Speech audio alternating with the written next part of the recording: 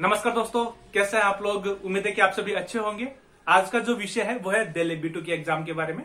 जो हमारा चौथे नंबर का पार्ट होता है प्रोवा ओरल, ठीक है। उसमें भी जो टास्क होते हैं 3 टास्क होते हैं। तो जो पहला नंबर का जो टास्क होता है तारेया नुमेरो उनो, उसके बारे में हम बात करने जा रहे हैं। क्योंकि काफी सारे स्टूडेंट्स हैं जिनको एग्जाम के बारे में तो पता है, लेकिन आंसर किस हिसाब से देना होता है, क्या क्या चीजें ध्यान में रखनी होती है, वो उनका थोड़ा आइडिया कम है। तो आज उसी के पूरा ये जो वीडियो रहेगा पूरा उसी के इर्द गिर्द घूमेगा। डेले B2 पार्ट का जो ओरल पार्ट है उसका एग्जाम नंबर 1, टास्क नंबर 1 तारे नुमेरो उनो, ठीक है। तो शुरू करते हैं। शुरू करने से पहले मैं आपको एक दो बातें बता देना चाहता हूं कि काफी सारे मेरे को स्टूडेंट्स पूछते हैं कि जब हम बात कर रहे होते हैं, जैसे कि टीचर और मैं, एंट्रेविस्ताडोर और जो जिसका इंटरव्यू हो रहा है वो, तो वहां पर लैंग्वेज कौन सी यूज करते हैं, मतलब बोलने का तरीका, तू या उस्तेद, कौन सी फॉर्म चलती है। तो वो आप पर डिपेंड करता है। आप तू वाला लेना चाहे तो तू वाला ले सकते हैं, उस्तेद वाला लेना चाहे तो उस्तेद वाला ले सकते हैं। वो आप पर डिपेंड करता है। लेकिन जैसे कि आप काफी तरह आपने लोगों को देखा भी होगा कि सबकी आदत तू की हो चुकी है। तो यहाँ पर मैं आपको एक बात बताना चाहता हूँ कि उस्तेद की फॉर्म भी आप हमेशा याद रखें। उस्तेद की किस हिसाब से सेंटेंस बनते हैं वो भी याद रखें, क्योंकि कभी कभी आपको कहीं कंपनी में काम करना पड़ गया तो वहां पर तू वाली फॉर्म नहीं चलती, उस्तेद वाली चलती है। मान लीजिए किसी प्रधानमंत्री से मिलना हो गया, स्पेन की प्रधानमंत्री से मिलना हो गया आपका, तो वहां पर तू तड़ाके से बात नहीं कर पाओगे, उस्तेद वाली फॉर्म चलेगी। तो हमेशा उस्तेद वाली फॉर्म भी याद करके रखिए, किस हिसाब से इंपेरेटिव बनते हैं, सेंटेंसेस किस हिसाब से बनते हैं, ठीक है। एक तो बात ये हो गई। बात नंबर 2, जब हमसे जब लोग पूछते हैं कि जब कोई हमसे सवाल पूछा जाता है तो हम कौन से टेंस में जवाब देते हैं, ठीक है। तो इसका भी हमेशा याद रखें, हम सवाल का जवाब उसी टेंस में देते हैं जिस टेंस में हमसे सवाल पूछा गया है। कहने का मतलब है, अगर इंपेरेटिव में सवाल पूछा गया है, इंपेरेटिव तो अलग हो जाता है। जैसे प्रेजेंट टेंस में पूछा गया तो हमको प्रेजेंट टेंस में देना है। पास्ट टेंस में सवाल पूछा गया, पास्ट टेंस। इंडेफिनिटो है तो जवाब भी इंडेफिनिटो में बनेगा। इम्परफेक्टो है तो इम्परफेक्टो में बनेगा। उसी तरीके के कंडीशनल का कंडीशनल से प्लस कॉम परफेक्टो दे सुबकुंतियों का प्लस कॉम परफेक्टो दे सुबकुंतियों से।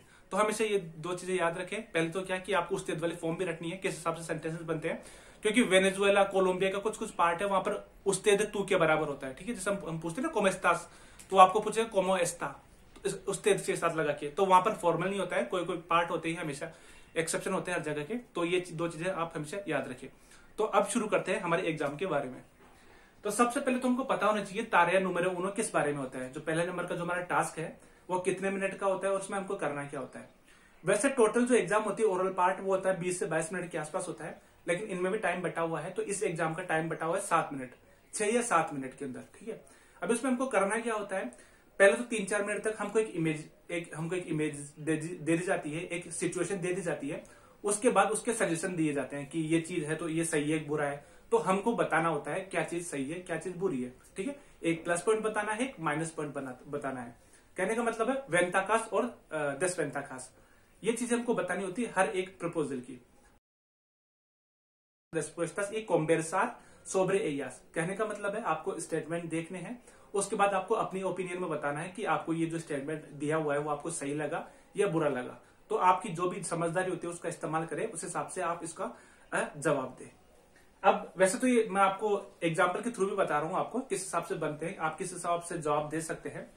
तो अब सबसे पहले ये इमेज देखिए, ये इंस्टीट्यूट सर्वांतेस की तरफ से होती है। एक मॉडल एग्जाम का होता है कि जिनको पता नहीं होता एग्जाम किस हिसाब से होती है। तो आप ये देखिए तारेया का होता है, ठीक है। 7 मिनट का होता है वैसे एग्जाम। तो 3-4 मिनट तक तो आपको अपने हिसाब से बोलना होता है, 2-3 मिनट तक बोलना होता है इमेज को देख के। कुछ भी आपको जो मैं स्टार्टिंग से बताता हूँ, ठीक है। पहले आप इमेज देखिए, ये पूरी इमेज है, ठीक है। इसमें ये आपको दिखेगी नहीं क्योंकि बहुत बड़ी इमेज थी, छोटा काट के डाला है। अगर आपको ये देखनी है तो आप मुझे व्हाट्सएप नंबर पे कांटेक्ट कर सकते हैं, मैं आपको भेज दूंगा ये पूरा एग्जाम, ये जो पूरा फॉर्मेट है वो भेज दूंगा मैं आपको, ठीक है। तो इसमें एक सिचुएशन है एक लैंग्वेज के बारे में। इसमें बताया गया है कि बच्चों के लिए जो सेकंड लैंग्वेज है वो सीखना जरूरी है कि नहीं है।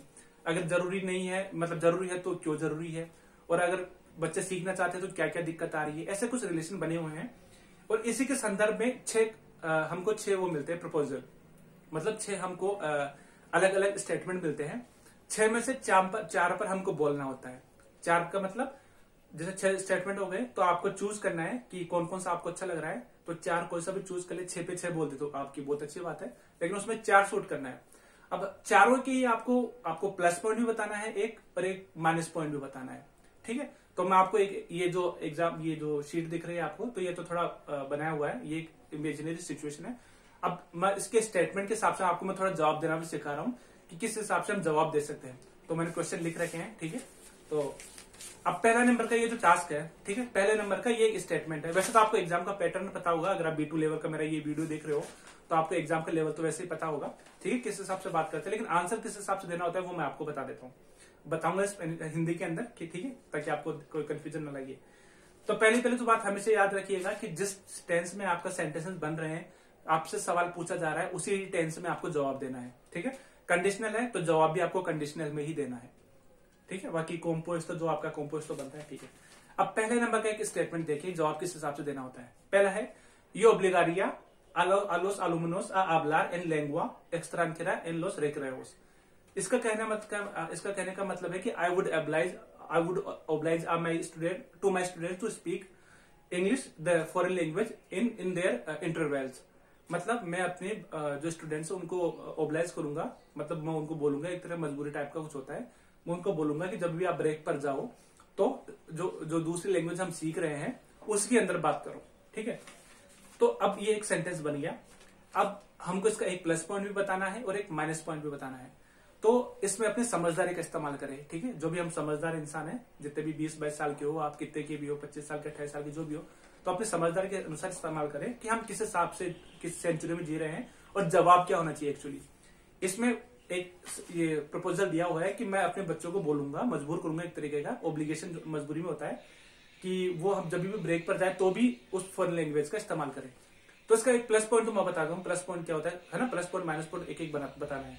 तो प्लस पॉइंट इसका क्या हो सकता है कि ये अच्छी बात होगी कि बच्चों को और भी ज्यादा टाइम मिलेगा, मतलब क्लास में तो पढ़ाई करी जो करी, ऊपर से इंटरवल में भी बच्चे प्रैक्टिस करें अपने दोस्तों के साथ, जो भी अपने कंपेनियंस है उनके साथ।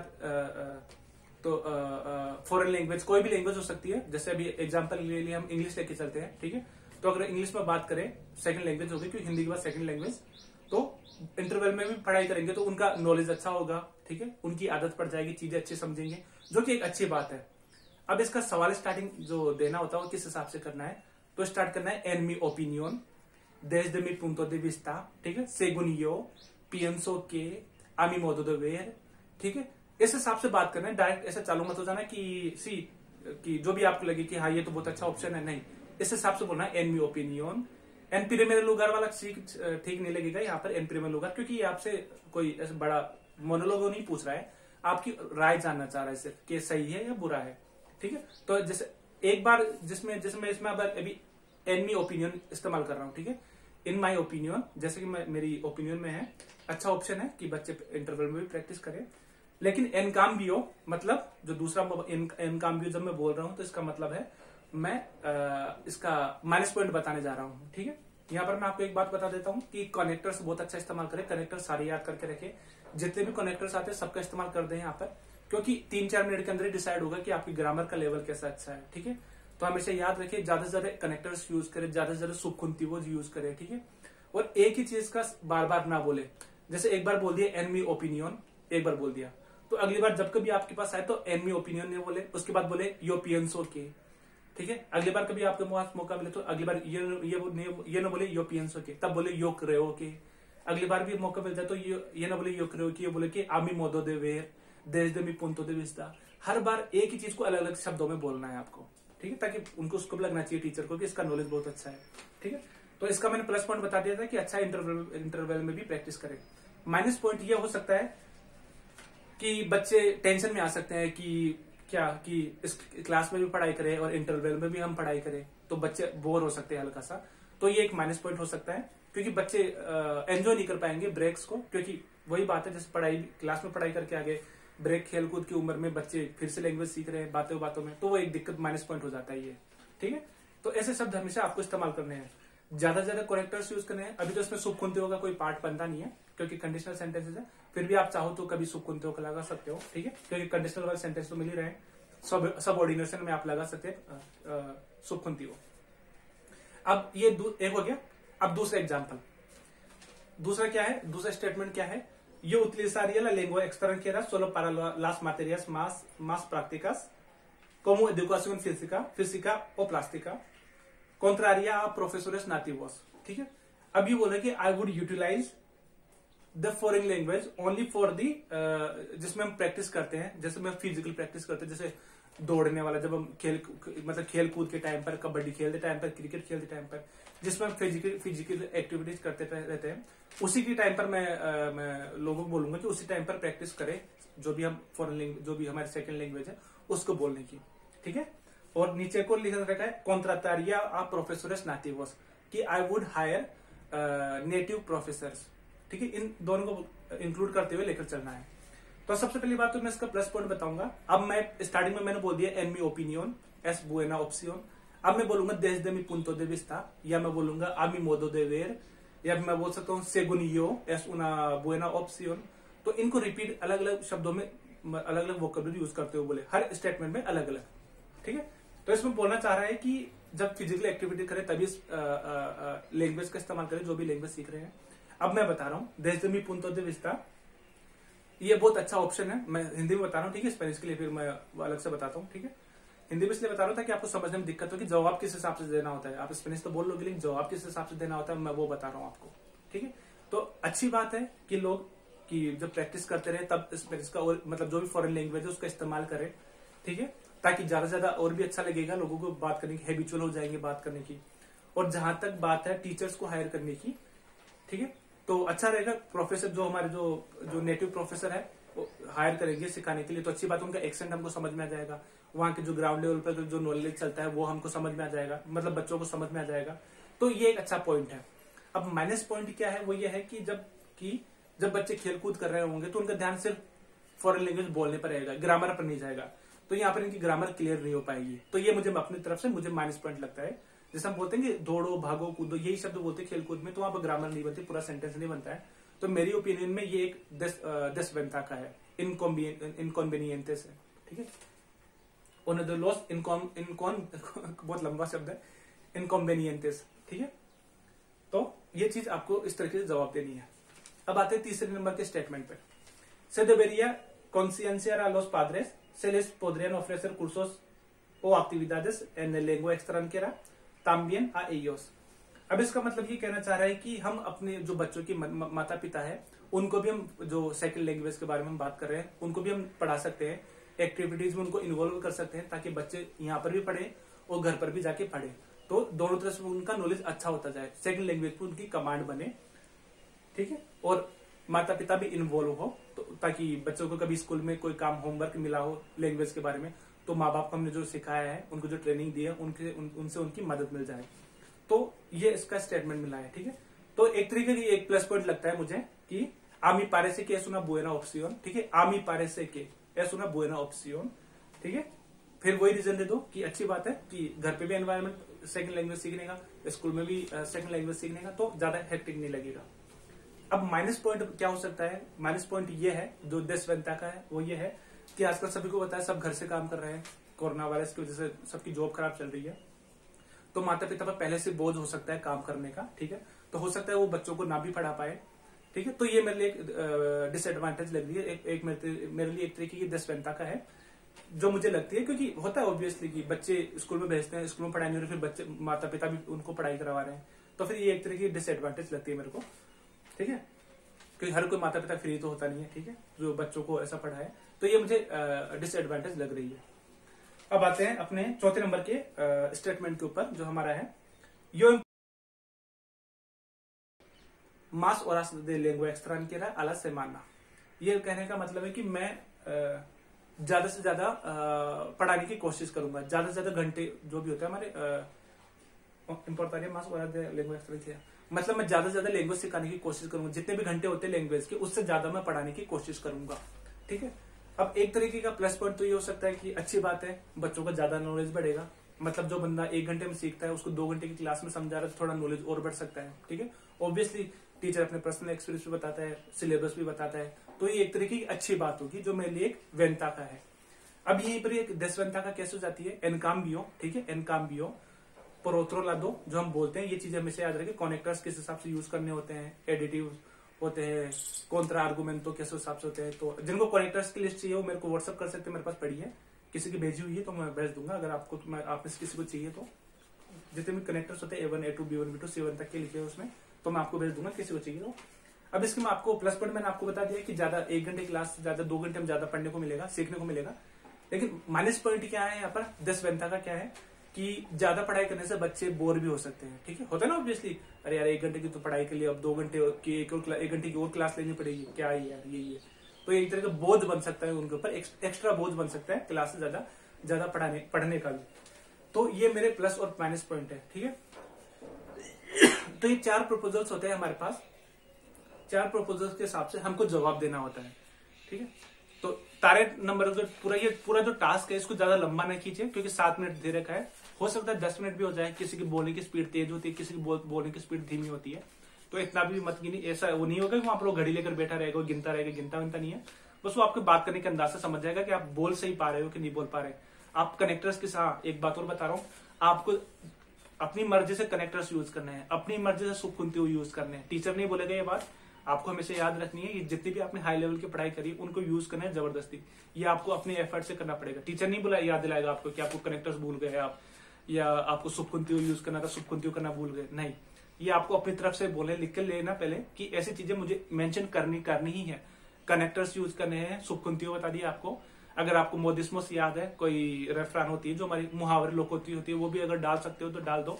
ठीक है, तो एग्जाम का पैटर्न आप उम्मीद है आपको समझ में आ जाएगा, आ गया होगा। 7-8 मिनट का एग्जाम होता है। पहले 3 से 4 मिनट, हाँ अरे एक बात तो बता रहा हूँ, भूल गया, ये भी देखो। ठीक है, पहले था ये स्टेटमेंट हो गए, अब आता है टीचर सवाल भी पूछता है आपसे। ठीक है, ऐसे नहीं कि आपने स्टेटमेंट बता दिए, सारे प्लस और माइनस पॉइंट बता दिए, ठीक हो गया, नहीं। उससे बाद 2-3 मिनट तक वो आपसे सवाल पूछता है, कुछ भी पूछ सकता है कि आपने जो भी 4 स्टेटमेंट दिए उसमें से आपको सबसे अच्छा कौन सा सही लगा और क्यों सही लगा। तो इसका भी आपको पता होना चाहिए कौन सा अच्छा लगा। जैसे पेरेंट्स वाला सही लगा आपको कि घर पे भी पढ़ाओ, स्कूल में पढ़ाओ, मतलब माता पिता को ट्रेन कर दो ताकि बच्चों को भी पढ़ा पाए, वो वाला अच्छा लगा। फिर वो पूछते हैं कि आपकी कंट्री में भी ऐसे होता है क्या कि सेकंड लैंग्वेज से करने में दिक्कत होती है, या वो दूसरा सवाल पूछ सकता है कि सेकंड लैंग्वेज सीखने के लिए लोग क्या क्या करते हैं, बच्चे क्या क्या करते हैं। तो ये सवाल भी आपसे पूछा जा सकता है। आपके बारे में पूछा जा सकता है कि आप कितनी लैंग्वेज बोलते हैं, सेकंड लैंग्वेज कितनी बोलते, मतलब कौन सी सेकंड लैंग्वेज बोलते हो, कब सीखी, कैसे सीखी। तो ये वाला पोर्शन भी आप हमेशा याद रखें, ये बहुत जरूरी है। ठीक है, तो एग्जाम का पैटर्न मैं दोबारा से रिपीट कर देता हूँ। क्या पैटर्न होता है, 7 से 8 मिनट का एग्जाम होता है, तारे नूमेरो उनो डेलेबे दोस का। ठीक है, ओरल पार्ट जो होता है ना, पूर्व ओरल, 7 से 8 मिनट का एग्जाम होता है। पहले 3 से 4 मिनट, पहले तो 1-2 मिनट तो आपको हाई लो चलता है, इंट्रोडक्शन, कैसे हो, क्या हो, स्पेनिश 2 सीख रहे हो, कहाँ सीख रहे हो, कहाँ रहते हो। तो ये 1-2 मिनट का सवाल होता है। तो ये तो इसमें काउंटर नहीं होता एग्जाम का, क्योंकि ये तो इंट्रोडक्शन होता है। उसके बाद आपको शीट 2 ऑप्शन दे देंगे, जैसे कि ये प्रपोजल था। अभी मेरे पास एक ही सिचुएशन थी तो मैंने आपको एक ही समझाई है। एग्जाम में आपको 2 मिलेगी, तो जिसमें आपको लगता है कि जिसकी वोकैबुलरी ज्यादा है, कौन सा टॉपिक आपको इजी लग रहा है, तो वो आप चूज कर सकते हैं, आपकी मर्जी पर है। उसके बाद आप एक ब्लैंक पेपर पर भी लिख सकते हैं, मिलता है ऑप्शन, मिलता है कि छोटे छोटे टॉपिक ले लो कि आप क्या क्या बोल सकते हो, प्लस पॉइंट क्या, माइनस पॉइंट क्या, प्लस पॉइंट क्या, माइनस पॉइंट क्या, हर 4 प्रपोजल के। तो मैं तो ऐसा सजेस्ट नहीं करता, क्योंकि एक मेमोरी पे होता है, नॉर्मल सा बात होती है। जब आपको सामने दिख रहा है अच्छी बुरी बात क्या होती है, अपनी समझदार दिखाए। ठीक है, तो वो आप भी कर सकते हैं। तो 7 से 8 मिनट का ये एग्जाम होता है। और पैटर्न में मैंने आपको बता दिया कि जो आपको इमेज दे दी जाएगी, सिचुएशन दे दी जाएगी, ऊपर नीचे 6 स्टेटमेंट होंगे, 6 में से 4 पर आपको बोलना है। हर 4 के एक प्लस पॉइंट बताना है, एक माइनस पॉइंट बताना है। 2-3 मिनट तक चलेगा। उसके बाद प्रोफेसर आपसे इंटरव्यू पूछेगा उन्हीं के बारे में, जो आपने पढ़ा है, जो आपने सिखाया है, उसी के बारे में कुछ भी पूछ सकता है। कि जैसे कि मैंने आपको बताया ना, कि आपके देश में भी ऐसा होता है कि सेकंड लैंग्वेज सीखने में आपने कैसे सीखी, आप किसी को सिखाना चाहते हो, कुछ भी, कोई भी सवाल हो सकता है, कोई फिक्स नहीं है इनका क्राइटेरिया। ठीक है, तो अभी तो बस आज इतना था। उम्मीद है कि आपको समझ में आया होगा। अगर आपका कोई सवाल है, कोई क्वेरी, तो प्लीज कमेंट्स में लिखिए। ठीक है, बाकी अगर आपको ये पार्ट अच्छा लगा तो आप मुझे बताइएगा, मैं इसी ओरल पार्ट का दूसरा पार्ट भी बना दूंगा, जो सेकंड टास्क होता है, तारे नूमेरो दोस। ठीक है, कमेंट्स में जरूर लिखिए। ठीक है, तो आज इतना ही था। कोई प्लीज लाइक करे, शेयर करे, और अपने दोस्तों के साथ जितना चाहे। कोई क्लासेस, प्राइवेट क्लासेस लेना चाहता है मेरे साथ, तो मुझसे कांटेक्ट कर सकते हैं। मैं अपना व्हाट्सएप नंबर हमेशा नीचे डालता हूँ। ठीक है, तो आज इतना ही है।